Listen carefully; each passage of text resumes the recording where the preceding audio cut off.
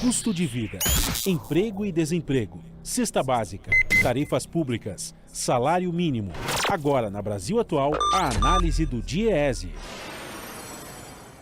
E nós vamos fazer contato agora com o diretor adjunto do DIEESE, José Silvestre. Bom dia, Silvestre. Bom dia, Glauco.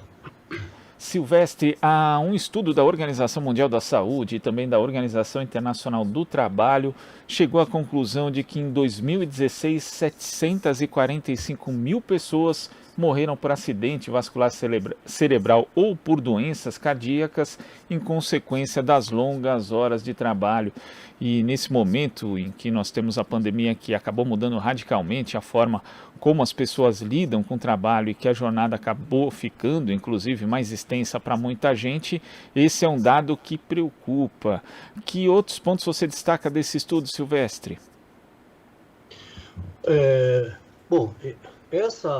Glauco, essa questão da jornada excessiva, jornadas extenuantes, é uma questão que está posta, né, no mundo do trabalho há muitos e muitos anos, né?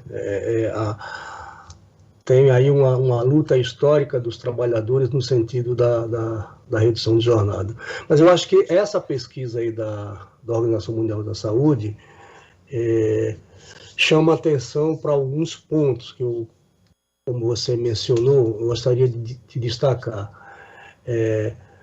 O primeiro é que você tem aí cerca de 3/4 das pessoas que morreram, segundo esse levantamento, né, são do sexo masculino. Um outro dado que chama atenção é que as mortes elas ocorreram muito mais tarde do que, digamos assim, o período em que as jornadas foram realizadas, né? E eu acho que um outro dado também a ser destacado é que essas doenças, né, todas elas estão diretamente associadas a essas jornadas excessivas, né?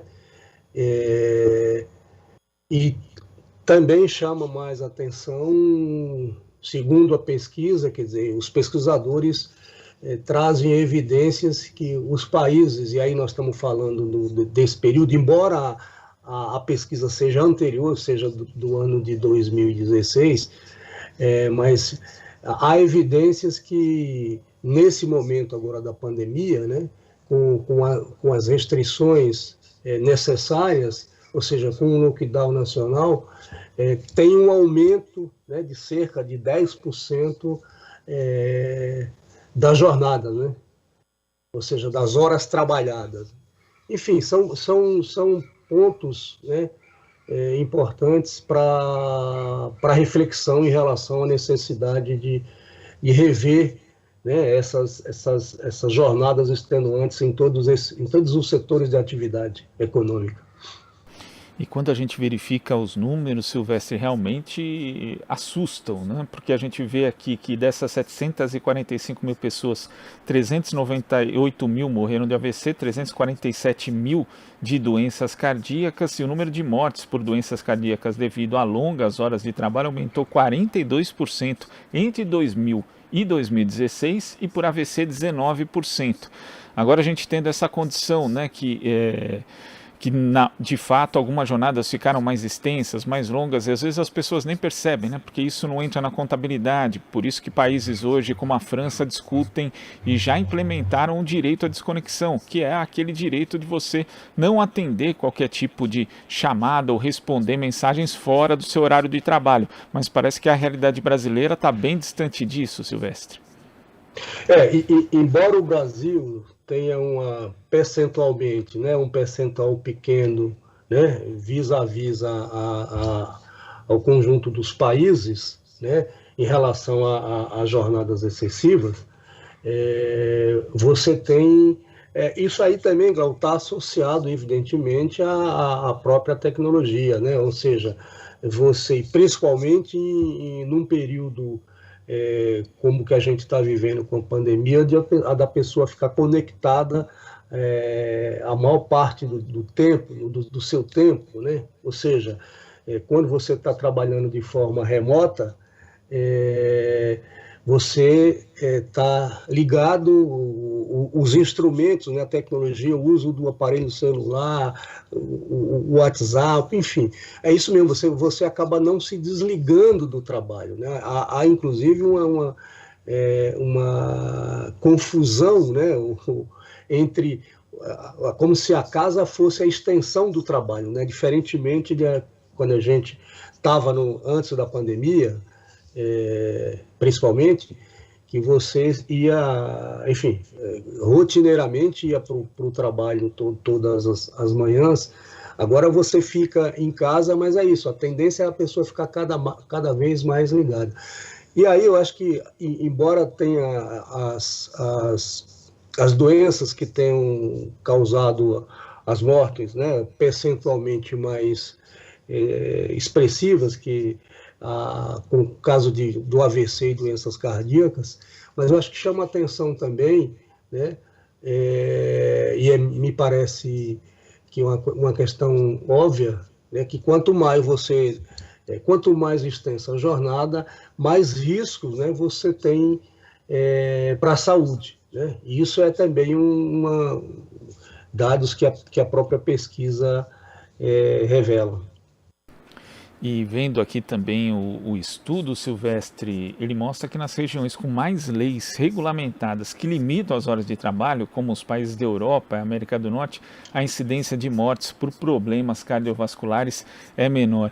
E aí, quando a gente pensa na situação brasileira, em que existem, de um lado, 14 milhões de desempregados, né, uma grande parcela da população sem acesso a postos de trabalho, e outra que está totalmente precarizada, e ainda com avanços, né, na legislação trabalhista tentando desmontar todo o sistema de proteção que existe no Brasil, a gente chega à conclusão que o trabalhador brasileiro está hoje no pior dos mundos, Silvestre.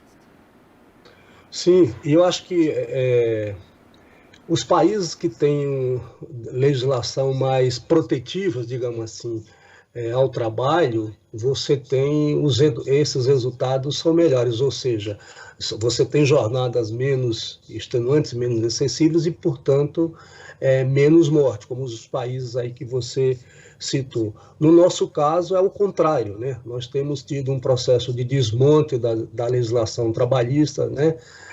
Das normas regulamentadoras, né?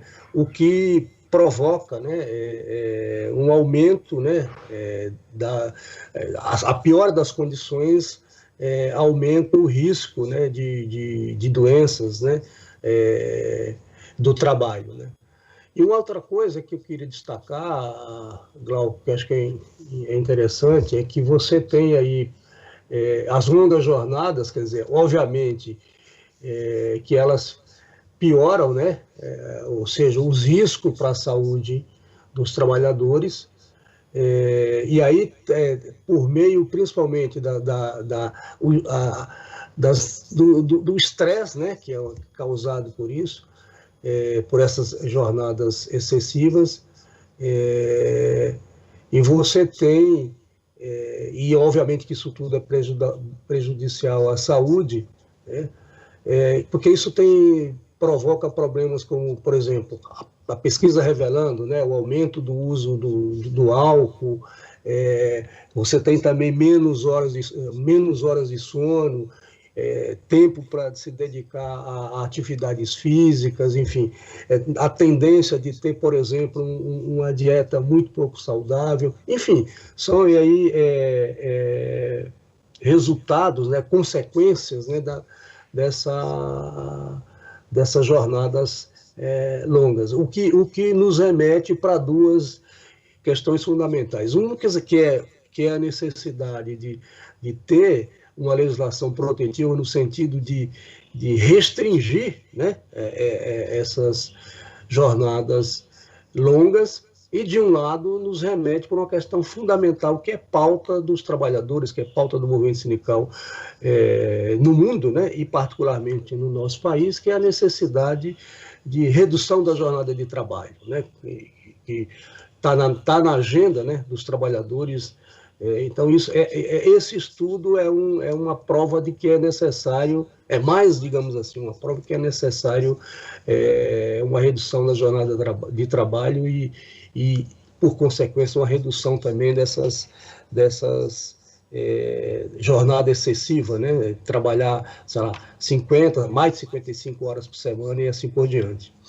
E diversos países já discutem essa redução da jornada de trabalho também como uma forma de criar mais empregos, inclusive aqui, né, no Brasil existe uma cultura de que as pessoas acreditam, olha, se você trabalhar bastante, você vai subir na vida, né, você vai progredir, e também existe isso associado à questão do progresso geral da nação, como se todo mundo trabalhasse várias horas ou trabalhasse bastante, o país fosse se desenvolver mais, Silvestre. Mas quando a gente observa, por exemplo, uma lista feita pelo OCDE, com base no ano de 2017, a gente repara aqui que os 10 países que têm jornada de trabalho menor são países muito desenvolvidos, inclusive na questão do bem-estar. O primeiro é a Holanda, que tem 29,2 horas de trabalho em média por semana, o que dá menos de 6 horas por dia. Depois, observando os outros países da lista: Dinamarca, Alemanha, Suíça, Irlanda, Áustria, Itália, Austrália, Suécia e França.